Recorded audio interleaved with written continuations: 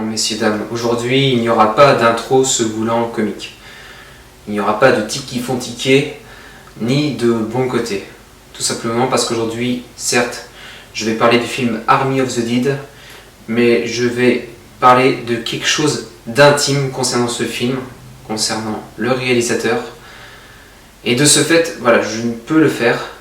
Oui, je sais, là, je fais très Valou, youtubeur que j'admire beaucoup, mais que voulez-vous? Peut-être que, comme lui, entre ombre et lumière, je ne vois pas non plus de frontières.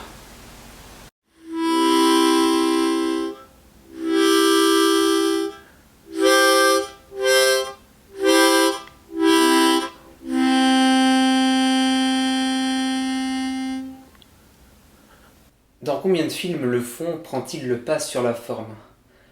Et s'ils sont nombreux à l'avoir fait, combien y a-t-il de réalisateurs à l'avoir fait pour de bonnes raisons?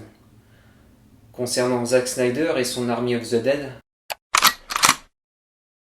il va sans dire que l'homme a toutes les bonnes raisons du monde de l'avoir fait. Parce que ce n'est pas le cœur meurtri d'un homme qui s'est mis au travail, mais celui d'un père. De son propre aveu, Zack Snyder,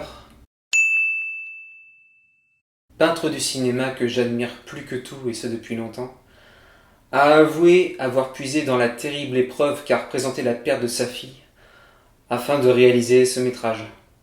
Il aura avant tout travaillé avec cette membrane si fébrile qui est en chacun de nous. Il s'en sera servi afin de recouvrir la pellicule tel un rideau, et ce de la première jusqu'à la dernière minute. Parce que de mon propre point de vue, j'insiste bien sur point de vue afin de conserver le respect que j'ai envers le réalisateur, s'il a pu briller par 300, Watchmen les Gardiens, ou plus récemment Justice League, que je considère au même niveau que le Seigneur des Anneaux pour tout ce qui est côté épique. Ici, avec Army of the Dead, ce n'est pas la forme qui prime, ce n'est pas le côté visuel, mais bien le fond, celui du cœur d'un homme hurlant par le biais des zombies ce qu'on lui a arraché. Et il ne faudra pas attendre longtemps pour le comprendre, puisque dès le départ, une scène pleine d'émotion nous saisit à la gorge. Cette scène, elle se déroule à Las Vegas. Pendant qu'une équipe se dépêche de construire un mur autour de la ville afin de conserver les zombies, et ce à l'aide de conteneurs, une femme protège coûte que coûte une petite fille des zombies, et ce à l'aide de ses bras. Et l'endroit où elle se trouve, c'est le seul endroit où il manque un conteneur. Là, pendant que la survie a lieu, un conteneur arrive doucement, avec une grue, telle une sentence. Lui qui a la forme rectangulaire d'un tombeau en approche. Et c'est ce tombeau qui sera lâché sur la femme et la fillette, suivi d'un silence éminemment assourdissant. Oui, contrairement à ce que l'on aurait pu attendre, Army of the Dead n'est pas le simple divertissement popcorn auquel nous a habitués Zack Snyder. Non, ici, c'est un véritable hommage filmique, un deuil sur pellicule, mais qui regorge malgré tout d'amour, de force et d'espoir de par ses personnages. Et c'est bien normal, puisque n'importe quel parent orphelin en ce monde et qui a aimé un tant soit peu son enfant veut après tout garder le meilleur de sa personne, histoire d'essayer de donner un sens à l'inconsolable, à l'impensable. Ici, l'histoire du film n'est pas à sens unique, puisqu'en parallèle de celle concernant le groupe envoyé à Las Vegas, et ce afin de récupérer des millions dans un coffre-fort, il y a celle du réalisateur et de sa fille, des échanges vécus ou rêvés auxquels on assiste, nous qui sommes invités dans l'intimité. Ces échanges, ce vécu, on le retrouve par le biais du personnage principal et de sa fille. Après que cette dernière ait perdu sa mère transformée en zombie, dressant ainsi le parallèle d'une mère devenue comme mort-vivante après le départ de sa fille pour l'au-delà, on apprend qu'une distance s'est créée entre eux, une distance qui s'effacera au rythme de dialogue. Et ces dialogues, vécus ou non par Zack Snyder, mettent en lumière une fille qui a grandi, tandis qu'a vieilli le père, lui ayant perdu ses repères. Et quand bien même beaucoup de positif résultera de ces échanges, qu'ils fussent vécus ou non, Zack Snyder va, selon moi, incarner également un mort bien plus vivant que les humains. Le roi zombie, tel que j'aime le surnommer, est assurément qui avec le personnage principal montre le plus de sentiments. Quand il perd sa reine, ce n'est pas la rage d'un animal qui transparaît à l'écran, mais bien celle d'un homme ayant tout perdu, ou du moins l'essentiel.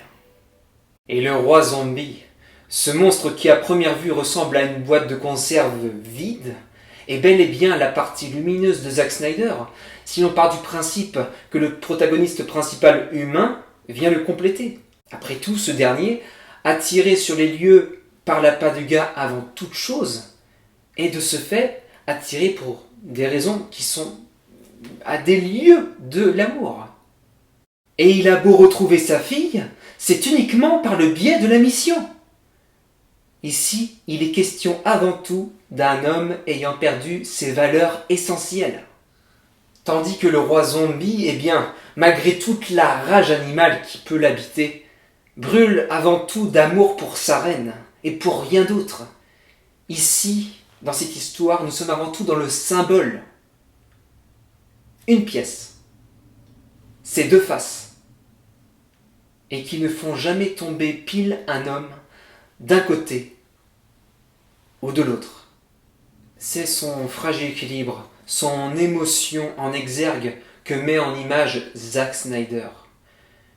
Et si je vois dans la partie lumineuse sa vie privée, concernant la part plus sombre, celle des zombies, je vois là-dedans les producteurs du studio avec lequel il a fait Justice League, enfin du moins qu'il a commencé à faire avant de s'arrêter pour les raisons que j'aborde avec vous. Pendant ce temps-là, un autre réalisateur a fini le travail à sa place, et lorsque Zack Snyder est revenu afin d'achever son film tel qu'il le voyait, et en insufflant son vécu, eh bien, une fois le film sorti, les studios ont tout simplement décidé de le snobber, Zack et son métrage, et ce afin de remettre la mouture d'avant sur un piédestal. Aussi, fortement ébranlé par les conditions humaines des studios, et c'est bien normal, Zack Snyder décidera de mettre les voiles, et ce afin de rejoindre le grand N rouge.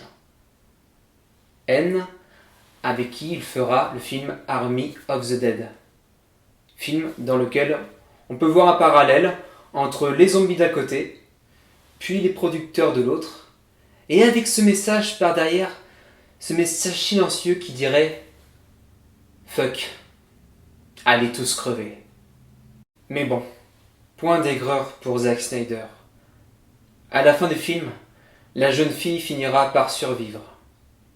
Comme si Zack Snyder mettait en image le paradis dans lequel se trouverait sa fille, mais qui serait mis sur terre, histoire de créer un rapprochement. Merci à toutes et à tous d'avoir regardé cette vidéo. Bon, je sais, voilà, c'était un peu solennel, mais je tenais vraiment, à parler de ça. C'est une histoire qui m'avait profondément bouleversé et qui me donne encore le frisson. Donc voilà, c'est pour ça. Mais en tout cas, voilà, vous inquiétez pas, il y aura toujours la bonne humeur dans mes vidéos. Voilà, on va repartir sur la prochaine sur plus de positif. Mais voilà, je ne me voyais pas faire une critique toute simple sur ce film. Non, il fallait vraiment que je sois en phase avec moi-même, avec ce que je voulais raconter. Donc c'est pour ça. En tout cas, voilà, si vous avez aimé, n'hésitez pas à liker, à vous abonner à la chaîne, ça fera toujours plaisir. Et sur ce, je vous souhaite une bonne journée. En tout cas, par chez moi à Saint-Malo, ça doit être comme chez vous, il fait super beau. Ça donne vraiment envie de profiter, d'aller en terrasse boire un verre. Donc voilà, je pense que je vais m'y mettre tout de suite. Allez, Kenavo!